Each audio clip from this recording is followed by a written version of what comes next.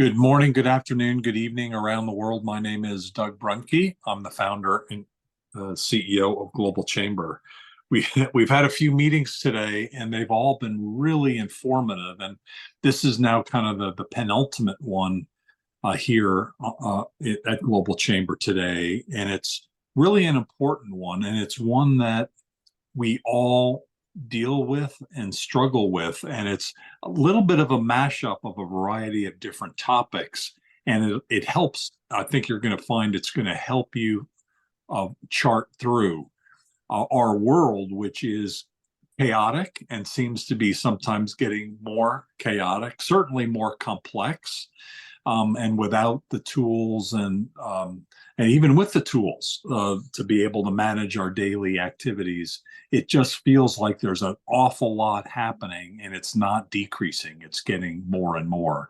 And amidst all of that, especially with COVID, people have decided, hey, I can find people all over the world. And so suddenly now we've got global teams, we've got a world that has a variety of things going on in it. And so as a leader, our challenges are higher than ever.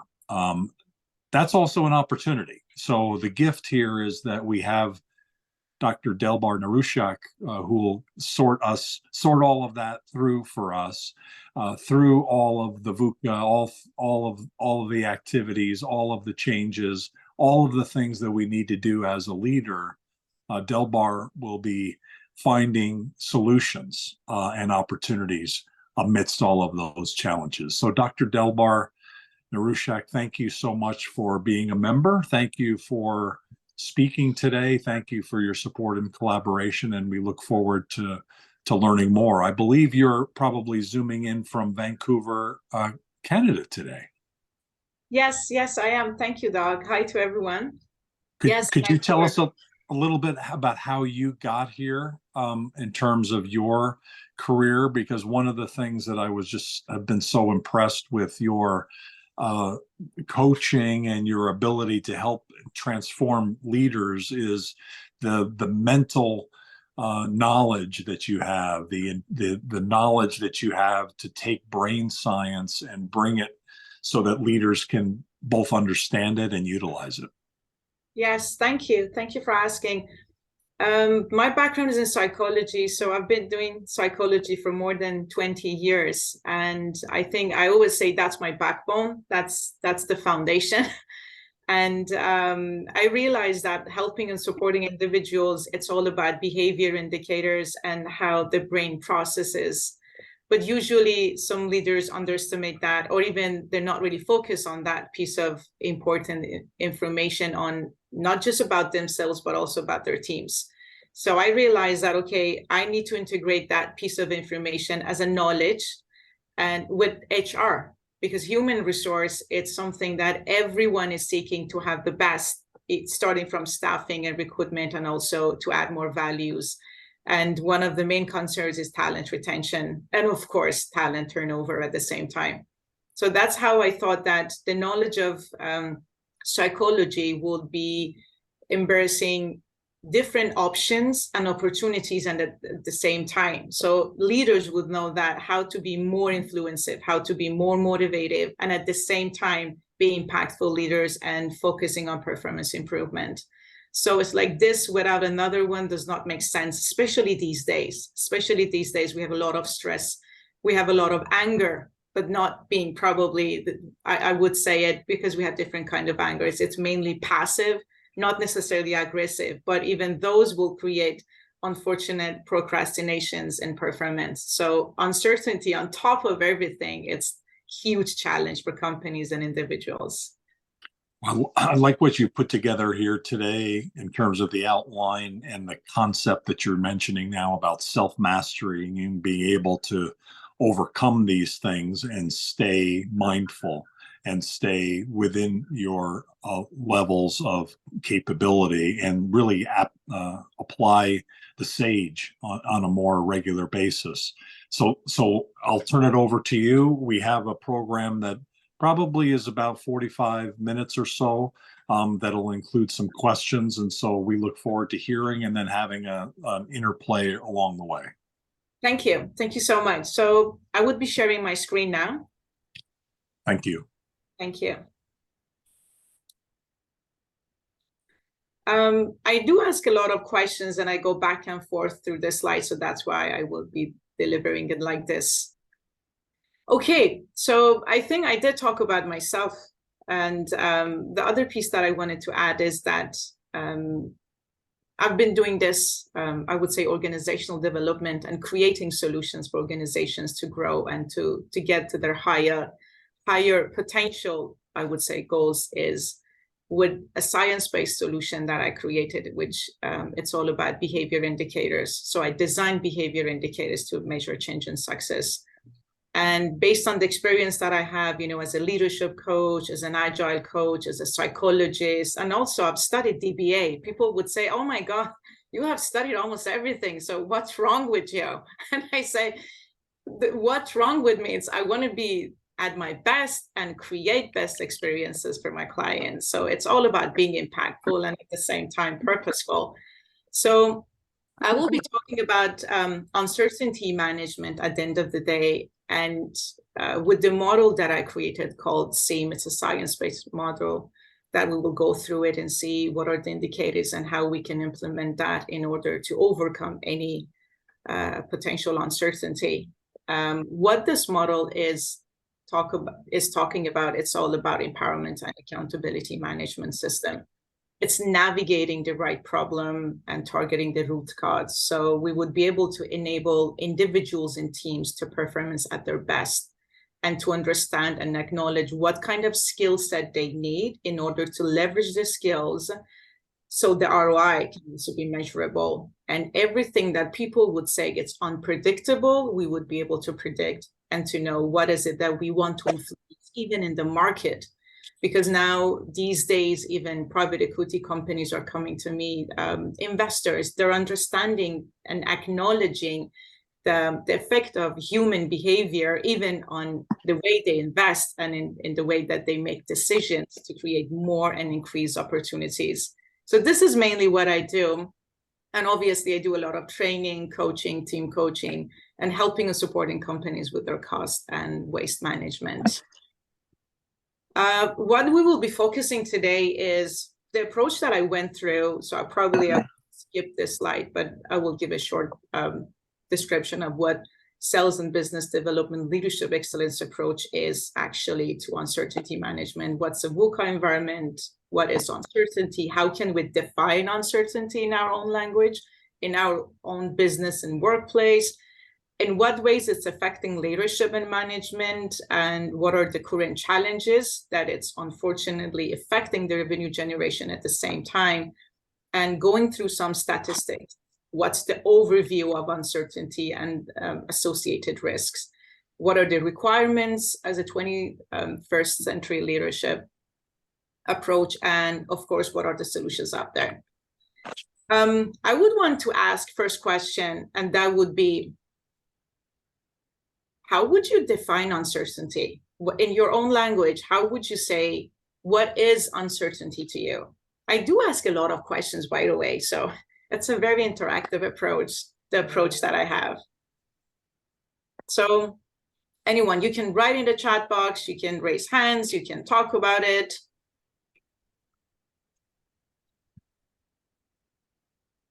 Okay, I can see Steve is busy, that's good. Any thoughts, Steve?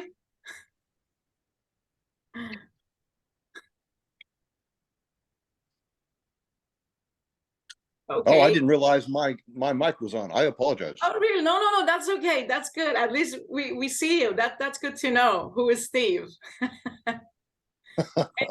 Any thoughts on uncertainty? No, allow my colleagues to speak up.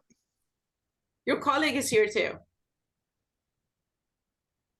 Who is your colleague? Yes. No, what I'm saying is let other people speak up. This is other people. Okay. Yes, okay. yes. Thank you. No, that's okay. Speaking of uncertainty, who knows whether your camera's on or not, right? The risk factors, yes.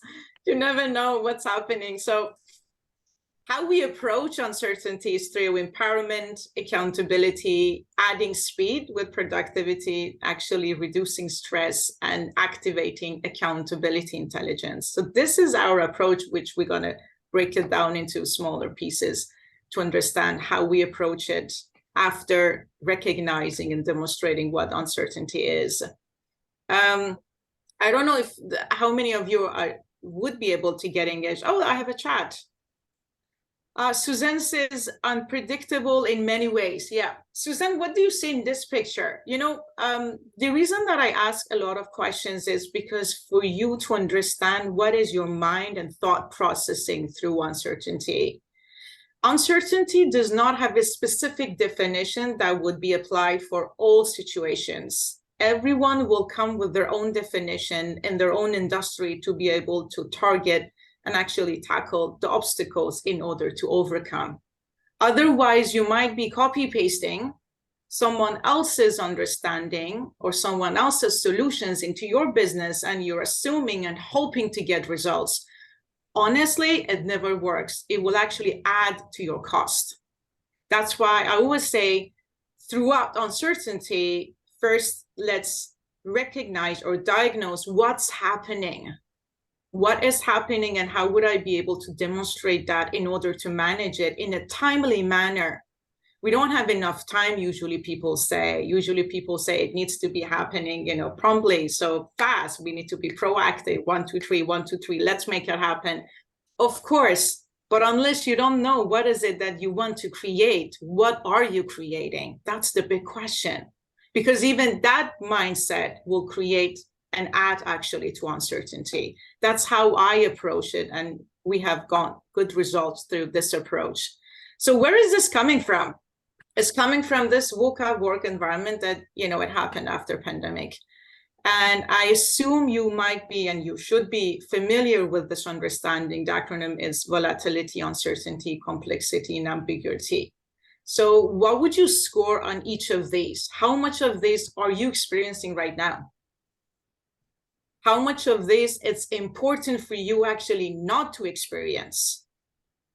Sometimes people say, oh, I'm okay with complexity. I'm fast. I know how to, you know, define the problems, the root cause, you know, solve it. I've been doing this for more than 20 years. Okay, thank you for sharing the quantity of the experience, but what about the quality of the experience? This is what we're actually emphasizing. How much of the solutions that you've implemented really worked? What was the cost, and how would you measure the ROI? Because it's a big package. And why we in Seamaticx, I have 2 actually associations that I'm helping and supporting, directing to help and support others as well. One is the Seamaticx, the science-based solution module that we will go through it shortly. The other one is Coaching for Change Enterprise, because I do help and support individuals to become coaches to actually spread the word so we can be more impactful globally. I thought there might be more. You can also write in chat, you know, it doesn't make any difference, because in order to tackle and measure uncertainty, to be able to overcome, we need to understand where are we right now, what's the situation being. It's all about unpredictable changes, as Suzanne was talking about. So obviously businesses must learn how to adapt and survive in a rapidly changing. Watching something. Okay, let me help and support. Thank you. So the question again is, how do you address complexity in your business? How do you recognize something is wrong? Because at the end of the day, it will affect your decision-making and problem solving. So what we're saying is that if I would be able to know how to make decisions throughout VUCA, you know, theme or the phase, the environment, the work environment, and how to be able to target the right problem to solve, I'm managing it. The topic is how to have productive teams throughout uncertainty. Why I chose that topic is to prove in order to have a productive team, you need to manage uncertainty through your teams, through your team efforts. So it's for you not to put pressure. Sometimes some people do, some leaders do, or force. Again, some leaders, some people do, or even influence teams. It's first to recognize what is that uncertain situation that you are in, you're dealing with, in order to empower your team to overcome that and still have high performance. That's how people overcome such situations. And this is how we grow.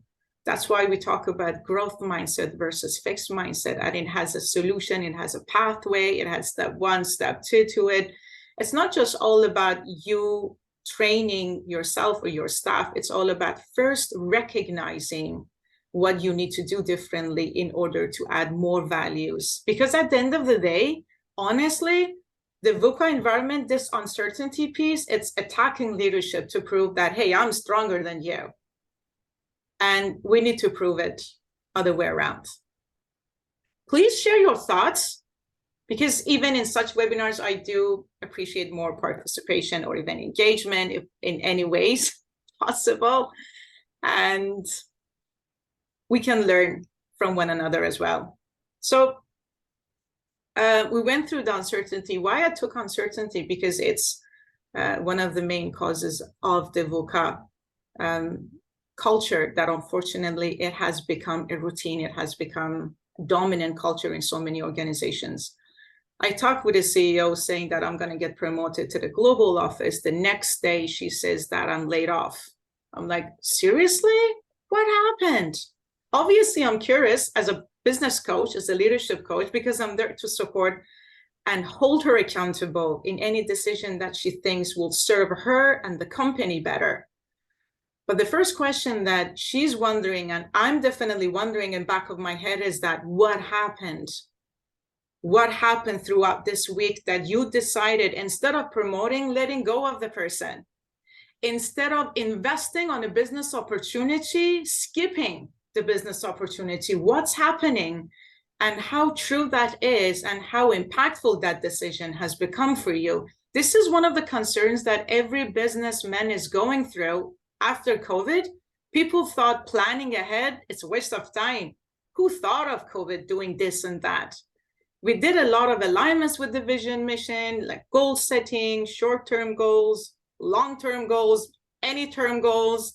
But at the end of the day, we needed to do some changes. That's why we need to know what is the definition of going through and survive through changes that are happening rapidly, how flexible I am, how adaptable I am, how my mind is. You know, I always have this expression through uncertainty, say it's like a slime. It's all over the place. And you know how it gets sticky? You know, I don't know if you have kids, or probably your kids might be grown up. I don't know. My kid is a 5-year-old, so she loves slime. And the more sticky, the more she loves it. So the stickier, the better. This is how uncertainty gets to every piece of your business, every piece of your work. Because then it will become a culture without even noticing it. You are cultivating uncertainty instead of growth. That's why it's important to define the definition, because what is it doing? These are the questions that first we ask in order to understand, are we ready to make some changes? It's like a questionnaire. I always share these questions and ask, like the first session, if I'm involved with a company, saying that, oh, can you come in on board, Delbar, help us? Because what we're thinking is that we are going through some changes, but our people are not ready enough. We think we have some risk factors, but we don't know how to identify that. And from human perspective, we don't know what to do differently so we can engage them more, so we can get good results. But we know there's huge uncertainty issue that we are going through, even as a stakeholder in our decision making. It's happening at the same time. So I always start with these questions. Are you familiar with the associated risks? Have you, of course, going through the first question, if you have identified uncertainty to begin with, what emotions are attached to it? It's not a bad idea to everyone get involved with this, if you have ever gone through it, or if you're going through it right now. Yes, Doc, you want to say something? Or, nope, okay, I thought someone wanted to say something, but Suzanne may send something. Suzanne says, I'll help to boost communication. Oh, this is how her approach is. It helps It helps to boost communication with the team members. People misinformed, tend to feel suspicious and have difficulty trusting the company and their leader. Definitely, there will be definitely trust issues. And us as leaders, instead of targeting or at least getting into depth of what is creating that mistrust, we think it's lack of performance.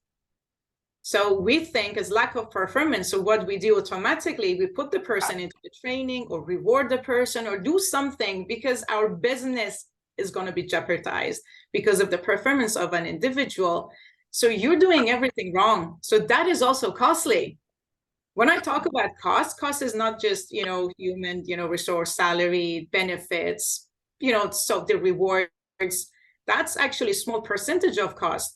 How you make the wrong decision, it's even more costly because you're affecting the hope and the mindset and the future of your employees, so which is the future of your business at the same time, here and now, the business. So it's very important to recognize what emotion you're going through, negative, positive. I always put positive. People say, are you kidding me? How can we be positive and going through uncertainty? That's not even possible. But I say, let's be bias-free and be creative. You never know what people say. And how do you experience it? Between fear, anxiety, and hopelessness, where are you in between? Is it more fear? Is it more anxiety? Is hopelessness? Some people think about these emotions, but they procrastinate it. So we call it passive anger. That's where the psychology comes to the picture and will be very supportive throughout the way. Why? Because we will learn how to create a safe environment so people will learn how to overcome uncertainty, because it's all about skill set and acknowledging what is it that they can do differently. But first, honestly, we need to diagnose everything that we went through. That's why I believe in a tailored training, not a fixed training. Then it will target the right audience and you will get to the goal that you can measure change and success.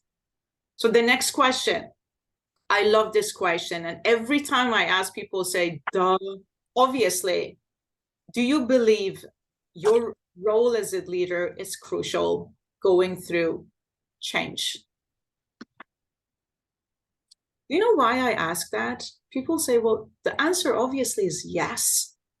I asked this question because every time I ask that question within the stakeholder team or even investors, different team members, doesn't make any difference, even with a project manager and within their team. So we're talking in a team setting, and they all say yes. And when they say yes, I would say, okay, the follow-up questions is that, how can you measure your impact if you think it's crucial? What have you done differently? Just thinking of it, it's not making the doing, It's all about doing something in order to make the change. Would seem at least easy to manage. So that's why when we talk about crucial, we're talking about some facts and figures, some behavior approaches, some actions that we have done. And obviously, when we have uncertainty, these are the problems happen, lack of positivity, enthusiasm, it's not there. So are you aware of possible change? How would you identify which change is necessary in order to make it implemented? And at the end of the day, at last, I would say, not least, what is your leadership style? This is how you can manage uncertainty. And how you're going to do it, you're going to do it through your team empowerment. It's all about empowering your team, your employees, your staff, whatever you might name it, in order to manage the uncertainty. But if you don't know what is it you're managing, you cannot measure success. So the ROI is meaningless because you don't know what you're doing. You're doing something, but we don't know how efficient that is. It's the quality of work that really matters, that will help to reduce any potential cost or any potential waste in your business or even in your company. And this is very important to be adapted to each situation. And this is what people learn. Oh, how can I have that adaptability skills? How can I create hope and be hopeful? Because if I don't have something, if I don't have that one thing, how would I be able to deliver it and pass it to someone else? If I don't have confidence, I cannot help you with your confidence. If I am not motivated, I cannot help you with your motivation. And to be honest, people are shadowing us. Employees are looking up to us because they believe that we're going to do something amazingly different, that it's going to create change. At least sometimes even think of it as a miracle. People are thinking in their head, we know better, so we need to act better. That's why it will always, the focus will be on leadership development when we're in uncertainty. But again, going through all these phases will enable us to be that adapted leader in order to create more impact, of course. So please score from 1 to 10 how much of this you have gone through, or how much of this, if one day you go through uncertainty, will be hassle. It will be too much work. It will be big challenge for you. So fixed mindset versus growth mindset, because this is what uncertainty creates, to be honest. At the same time, I'm giving you some indicators to measure and to even identify if you're going through this, you're going through uncertainty. Because people sometimes, they don't know when uncertainty hits their business or even hits their workplace, even themselves or their teams. They're going to their routine, daily work, one day at a time, so months passes, years passes. A few years after, when they see a huge cost, when they see less profit or less growth margin, then they would think, oh, probably something is wrong. So I'm saying before getting to that phase, let's see where are we right now, and at least be mindful and be aware of these indicators first. And I would say most. Yes. Doesn't that vary day to day? I mean, one of the things that you and I have talked a little bit about, the positive intelligence that we've brought to members of Global Chamber, and that's really transformed me. But one thing I do notice is that generally I'm pretty stable. Things seem to be manageable, but there are days that are really hard. So it's hard to put like one label on everything, right? For me anyway. So how does that, what would you say about that issue? Because we all reach peaks and valleys, right? That's 100% true. Thank you so much for sharing that, Doc. That is 100% true. When we talk about different variables, for every individual is different. People would say, even what I usually add, if there's going to be a long-term or even more deep in training, when I take this to corporates and companies, organizations, I also add personality style indicators as well, because people need to know from a personality perspective what is good for them and what is a definition of bad. And for every individual is totally different. But at least with these variables, I can detect if my organization or even if my team is going through uncertainty. What I mean by that is if I see fixed mindset versus growth mindset, if I see myself or my team being stuck in a traditional way of making decisions and not being open to options, if I see myself or my people, my team forgetting about the vision and achieving the goal, there's so much focus on every day and solving problems that they have forgotten that, hey, there is a vision that we need to achieve. This problem needs to be aligned with that. So my mind or our mind will be focusing on one thing and not having the systemic approach or even the strategic approach. What is strategical thinking? It's all about focusing on facts and figures and the thought process that will enable you to get aligned with the vision, mission, and create KPIs for you to achieve that. So if people are lacking that strategic thinking, this is what will happen.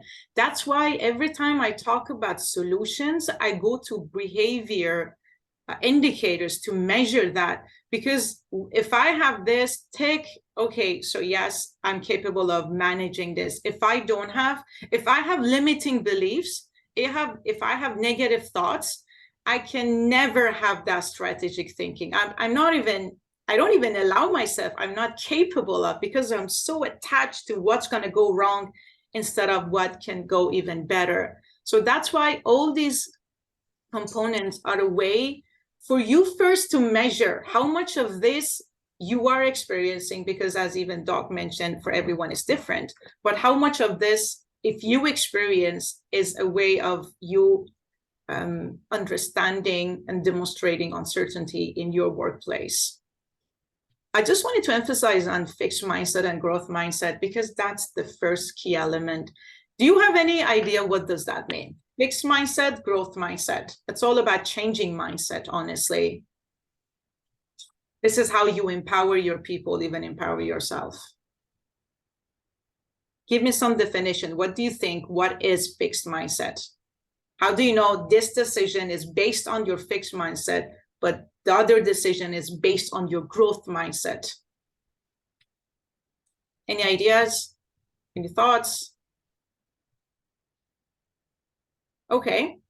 I'm not sure, but I think I've seen people spin, and I have too, where they're faced with a challenge and they get overwhelmed by the circumstance, instead of thinking in a bigger way, just taking a step back, taking a break, and recognizing that this challenge you're facing, every challenge is a gift. So where's the gift? And sometimes we get overwhelmed with the challenge. Yes, thank you so much for emphasizing on the gift and challenge. Exactly, every challenge is a gift as long as we have that growth mindset. So what does that mean is fixed mindset, in a way, the synonym of that would be a mindset that it's biased, a biased mindset, a judgmental bias mindset. So I'm going to emphasize on judgmental plus bias, something that you think it should be happening like this. Otherwise, I don't do it. Otherwise, it's not going to happen. See what the market is doing. So we need to do the same thing. Or even going against something that everyone else is doing. It will be very scary for that person, because they think they don't know what's going to happen next, because they don't have second plan, D plan, A, B, C, D, or whatever plans, because they're so stuck into their traditional way of making decisions. What growth mindset says is that, okay, we have options, we have alternatives. Let's see which one will serve us better. So for you to be able to have that growth mindset in worst case scenarios, not in times that you're okay, that the situation is okay, then you would say, oh, I'm open to potential opportunities or to potential alternatives. This is what people are learning to activate, to cultivate, and to promote growth mindset. It's a level of understanding. What is it I need to make changes in my thought processing to think not necessarily positive always. Sometimes things are negative. We're gonna be truthful to ourselves. We're not gonna lie or be fake. But even with that negativity, emphasize which part of it can be turned into opportunity. This is how the growth mindset will shift the whole paradigm of facing challenges. Instead of being stressful, it will be manageable. Of course, we go through emotions, what kind of emotional roller coaster, everything. But as long as you know in what ways you would be able to manage it in order to activate and cultivate that growth mindset, you are good to go, not just for yourself, but also for teams. That's why after growth mindset, what happens? The result of it will be people emphasizing on DEI. DEI is a byproduct of growth mindset, to be honest. If you are not adaptable enough, if you are not creative enough and respectful enough of different ideas to be inclusive, that means you do not have growth mindset. Growth mindset will create inclusive leadership. And that's why it's all about you being agile and making decisions that would make differences. Yes, Doc. Susanna has a question. Yes. I wanted to finish the statement and get to her. Thank you so much. So I just wanted to say one last thing. This is how we always start with fixed mindset versus growth mindset, and the rest will be the other components to understand and to acknowledge. Yes, Suzanne. Hello, how are you? I don't have a question. I was trying to answer your question. Some people with a fixed mindset, as I have seen, they're basically afraid of failure, of trying new things. and whether it's learning new things or learning to do things in a different way, very often to do with the feeling of failure. You know, would you say, do you agree with that? Yes, definitely. Yes. Is there a follow-up thing, or you just wanted to state that the definition of thank you? Yeah, you know, talking about leadership and the importance of being a role model, one has to start on oneself. So that the growth mindset is something that it's a must, because uncertainty is always there. It's not going to go away. Things are changing constantly. The environment is always, whether it's a war, whether it's a pandemic, and Yep. something will come next, right? So it's important to always look at the, you know, as a challenging situation and not be afraid. But yeah, it's something that I've seen that people who are leaders, who are have difficulty in understanding that it's, and if we fail, it's okay. We know our way, right?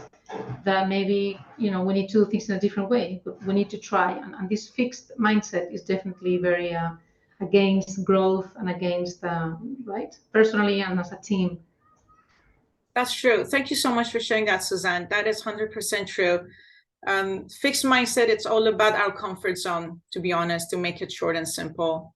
And if we get out of this comfort zone, the fear of failure and the fear of not making it to the end will not enable us or even allow us to take one step forward. That's why growth mindset, it's all about creating alternative opportunities as a safe environment for you to survive, and not just survive, but also serve you better and willingly. It's all about you willing to do something, not because you're forced to do something, because there is no other options for you to do something. So you will learn to create more comfort zones. That's the simple way to say fixed mindset versus growth mindset, because individuals are easy to communicate, to perform, to behave in their comfort zone. And sometimes companies forget about creating comfort zone in order to be more efficient or even ask for efficiency from their employees. So they think, this is what it is.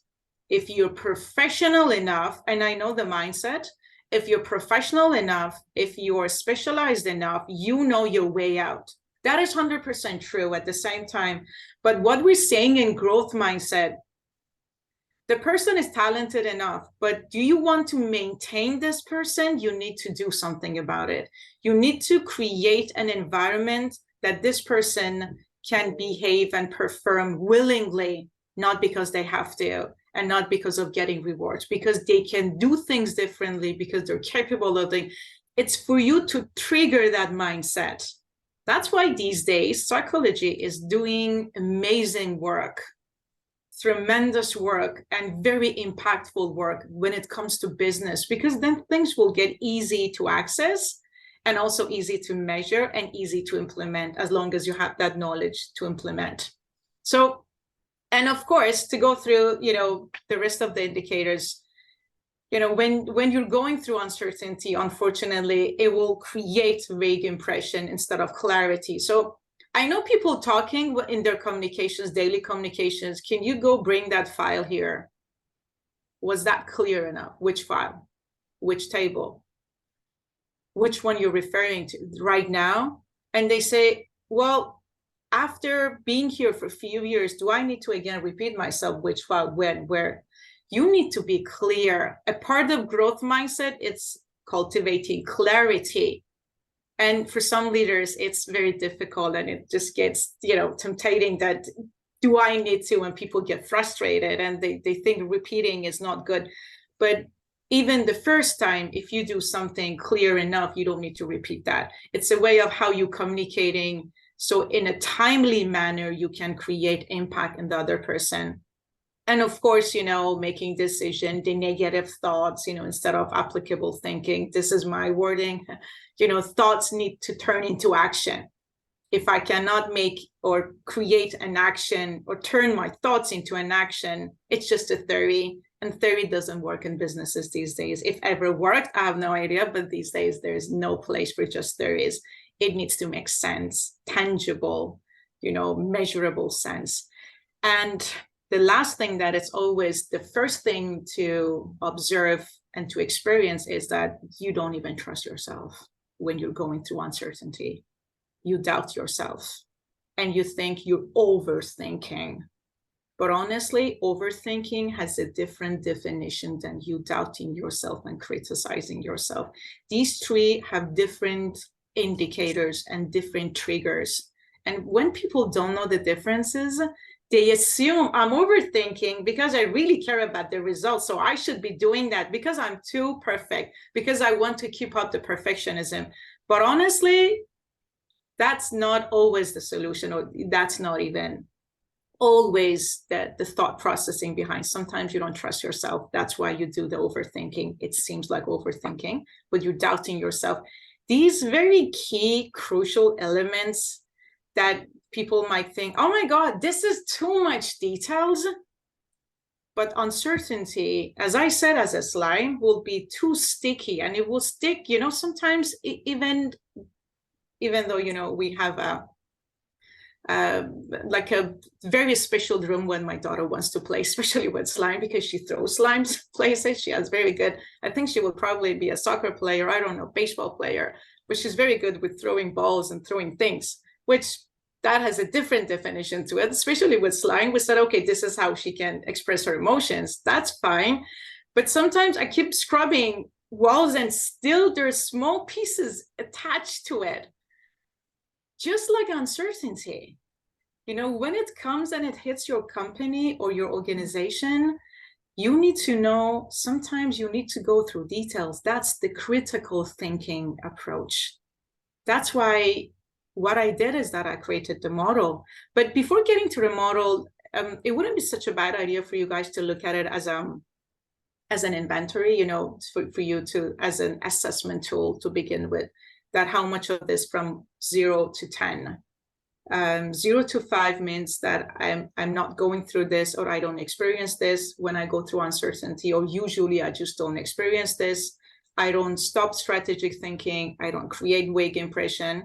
From 0 to 5 means I have less these negative things that it's happening. 5 is 50% of the times yes, 50% of the times no. 5 and above means yes, I have a lot of fixed mindset. My team actually has a lot of, the decision makers are so much fixed. That's why the IT or the missionary transition, people getting into technology, sometimes it's so costly and time consuming because of this first statement, fixed mindset versus growth mindset. That's why we have a lot of resistance and of course constraints at the same time it's happening, so you don't achieve that goal. So this is how you can measure 0 to 5, less 5, 50% of the times 5 and above. Oh yes, I'm going through a lot of this, because then you can see where are you right now. And then from now on, what you need to do different, and which one of these you need to target in order to solve that specific problem, in order to manage uncertainty, and how your team can engage. We went through this, the current challenges, of course, the revenue generation, because companies need to make money. When you're uncertain, the performance, everything will drop. That's common sense. But these are the 4 areas that we have seen the VUCA concept or culture or mindset, whatever you might name it, unfortunately, is targeting definitely human resource. That's why people are not at their best. I talk about passionate employees versus productivity, because you need to be productive in order to be passionate, but it's a level, it's the next level. That's why I always talk about productivity plus creating passion. So employees will do, that's how they learn to be self-organized and self-motivated without even you telling them what to do or how to do it. They will do at their best. The rapid revenue recovery, this is very urgent. The resilience approach, how these days people have some difficulties with their salespeople because it's not behavior centric. Again, that's how I approach it. So when they're expanding the market, sometimes it's even risky and they don't know how true that is. The cross-functional agility, it's all about communications within different teams, how clear that is, the messaging, because one message goes wrong, like a domino, you know, I don't know if you've played, it will go through the end of the road. And of course, how the future of the work is going to look like. I believe in technology. I believe in AI. But to be honest, even we have not figured out how to manage our employees in a hybrid model, how AI will help and serve us better. I always say, and I always beg companies and organizations, please put the culture first, then add the product, or then add the technology. Otherwise, you're adding to your cost, and it's very dangerous and very, very scary and very unpredictable.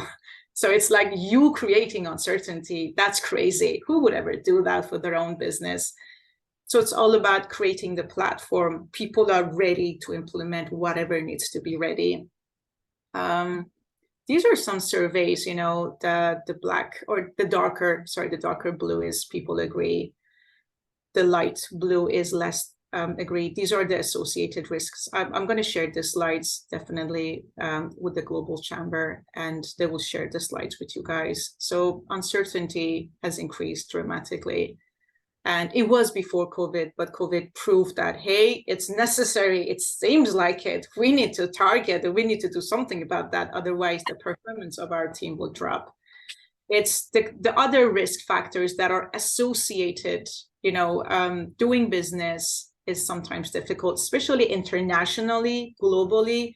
I know people are outsourcing business and works in different areas. Like I was talking to one of the very, I think, hardworking and dedicated, one of the global chambers, Jeff Dog. I was talking with him yesterday, and he's, you know, doing the PBO outsourcing and helping businesses to grow. But in different countries, that's what we were talking, that if you are reinforcing and empowering people in Africa with that specific job, are they ready to take the job in? If you're doing the same thing in Philippines, if you're doing the same thing in Middle East, it's all about the risk of doing the business and doing the job at the same time.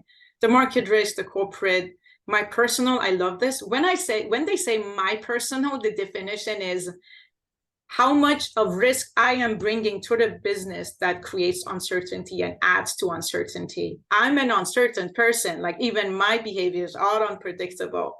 So some leaders say you should be like that. If employees know what you're going to do next, they will take an advantage of it.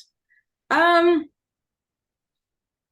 necessarily. If you know how to do it strategically, they would never do that. Do you know why? Because they don't see a reason to do that. It's not a gain to take an advantage of something unless if I think you're not giving me enough. And what I mean by enough is something that I deserved. That's how you trigger the mind to say, oh, I'm going to get it somehow from you because this is my rights. I deserve to have. And that's how people will become unhealthy and unethical in workplaces. So these are the things needed. You know, this is the 21st leadership requirements in order to manage uncertainty through your team. So this is what you need to promote in your teams. You know, to understand the ability to lead through complexity and ambiguity. How do you do that? This is how you're impacting your team. You influencing, you doing things remotely. Still, we have some people, different generations, baby boomers have different experience with remote. And it's crazy. I know, I get it. But how flexible, that's me being more agile, how flexible I am, how adaptable I am. Because this is what's happening in business and in work environment these days. And I need to be ready to get engaged on things that I was never engaged, and to be able to understand what is it it's necessary for me to learn. As long as I can create impact, I can learn. And obviously the transition, you know, the humans and machine, and at last but not least, to do things quickly. Time has become more emphasized as a crucial indicator, as a key element these days, because we say, oh, it's all about time management. It's all about prioritizing. Not necessarily. It's all about how you have a relationship or how you connect with time. So what we did, I thought, okay, we need to do something about it. So I thought, okay, there's only one solution left, building accountability and resilient workforce. That's it, done. How we do it, which took me 2 years. It was a science-based survey. I worked with more than 500 companies and more than thousands of individuals, because I needed to implement this on individuals, teams, and also corporate decision makers, mainly C-suite level. And then I went to different level of employees, staffing. My purpose was to see in what ways, because we cannot predict uncertainty, it will come eventually, but how would I be able to create a workforce that at least their behaviors will be predictive? And based on that, I would know, the first slide that we went through,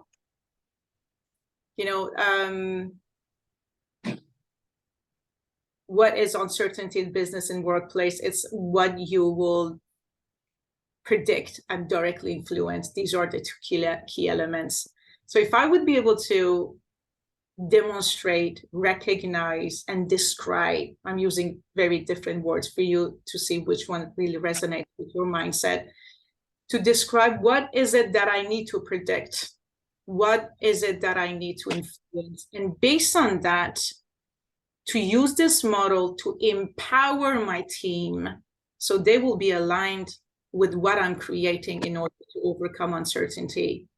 And this will be happening willingly, not with force. That's why I came up with 5 specific indicators, self-mastery skills to begin with, smarter leadership. And this is actually a questionnaire, that's a tool. So even people, and it has definition to it, that what do we mean by emotional management? What do we mean by limiting beliefs management, what self-awareness, and so on. So people go through the definition and we say, okay, from 0 to 10, score yourself. And of course, the numbers will add up to say what's the average in each team and what is it you need to do differently in each team to get ready, because each team has a different enabler that they need to activate and cultivate. It's not necessary to have all 5 in one individual. That's what I'm going against, to say, no, you always have to get 100% in order to get A. That's the fixed mindset. The growth mindset means that what does 100% look like into your business? What is good for you? How much of self-mastery is good enough? How much of smarter leadership? How much? It's like you're creating your own ingredients. And that's how you are empowering yourself and acting as a growth mindset, not just talking about it. And this is how I help and engage individuals, teams, and corporates, and empower them to create that accountability management. I'm actually writing a book on this. It will be out hopefully within two months max. It's a tool that it works, and with the measurable ROIs that I've come up with, it shows that how much you can also predict what might go wrong in your business. Even though that I'm not that business expert, if I'm not that based on your business, because you are your expert, I and people like me are here to facilitate the process for you to understand what needs to be done differently, because you are so much focused on what needs to be done as an expert, as a specialist. And this model is something that I have experienced will enable even the decision makers. And, if you have realized, it's not smart decisions these days, it's smarter decisions. It's like, and of course, this also have a definition to it. And what we're saying is that with self-mastery, if we empower you on these 5 specific behavior indicators, you have high self-mastery skills. What I have come across is that people are doing this questionnaire. I see self-mastery skills, they give themselves low scores. And then smart leadership, they say, oh yeah, I have a very high systemic thinking. I have a very high critical problem solving skills. Oh yeah, I know, I just see it, I get it, I solve it. This is how fast I am, and I go through details. I have this situational leadership, it's you being adaptable. And I know prioritization by heart. So when it comes to cohesive team, they say, I do collaboration, I do delegation, I know how to manage challenging conversations. So they give themselves also a higher score here. The emotional intelligence, team dynamics, they all come with definition, let's not forget. The coaching mindset. Oh yeah, I know how to demonstrate ethics. I'm very honest. I'm very transparent. Growth mindset. Yes, I'm very inclusive. I listen people. I'm not stick to my old version of thinking, thought-provoking awareness. And partnership. Partnership is one of the things that I've learned through my ICF programs. And I really appreciate this, my takeaway that I need to be able to partner with my clients in order to help and support them. It's not me against you. It's not you against your customers. It's not you against the competition. It's not you against sanction. It's not you against your market. It's when you have that partnership, the mindset will create a flow to make it happen. So this is something that we also talk about. How is that possible? And of course, ability at the same time, adaptability, facilitating transformation, and so on. And when I go through the questions and the numbers, I see, without even adding numbers, I'm just browsing the number, going through very fast. And I see, how would you in earth be able to give yourself a low score on self-mastery, but higher in leadership?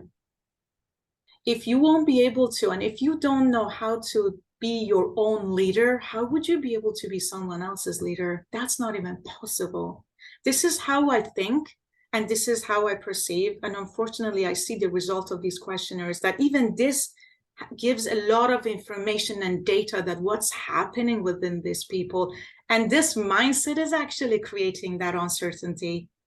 They forget about themselves, the effect that they are bringing, whatever they're bringing. I always say, what is the value that you're adding to a company? What happens if you're gone next day? Would people notice you're gone? Why? What did you do? Because you're funny, you're nice, you're kind. What is it? You bring cookies? What is it? And it's not even, it's not even possible without having that self-mastery skills to have a leadership approach, honestly. And we can prove that with facts and figures, which I have proved that. No question. So, yeah. Hey, Delbar, we need to wrap up. Yeah. Actually, did you want to maybe we have about 2 minutes left. Would you like to take about a minute and just wrap up any next steps? Yes, thank you. I was actually about to close. This is how I approach uncertainty, and we will definitely share the slides for you to go through it in depth. And if there was any questions, please reach out to me. This is where I am. As Doug said, I'm located in Vancouver. That's my LinkedIn. Of course, my information is also there when you registered, I believe. And I would love to help and support, but one of our next steps, at least, is, I think it's October 18th or 19th, right, Doug? I think Yep. that we're going to go through the first phase, that is the self-mastery, and see what is self-mastery and the effects on leadership development. And the more we understand our own behavior and the whole definition of what is self-awareness, the more we can create awareness to other people to know in what ways they can also be impactful and create good results. Because I know at the end of the day, you need to measure, and you won't be able to measure anything that you have not managed. This is how you can manage and create more impact or opportunities, increase, decrease. You are the boss, you will be the decision maker as long as you have the tools. So this is one of the tools that I have experienced, and it shows and it proves that it works. Any questions, please just let me know. Thank you so much for today. We do need to close the room because we're slightly over. So thank you very much for your time. The next meeting with Delbar is in October. So for all of you, we'll follow up with each of you. Some folks had to leave a little bit early. So Delbar, what we'll do is we'll email everybody the next meeting, and it's focused the next time. So thank you so much for sharing today. Thank you. Thank you so much. I also added my information through chat box if you wanted to ask any questions or concerns. Thank you. Thank you, everyone. That was great. It's been great to learn more. Thanks, everybody. Take care. Thank you, Doc. Thank you. Thank you, guys. Thank you, everyone. Bye.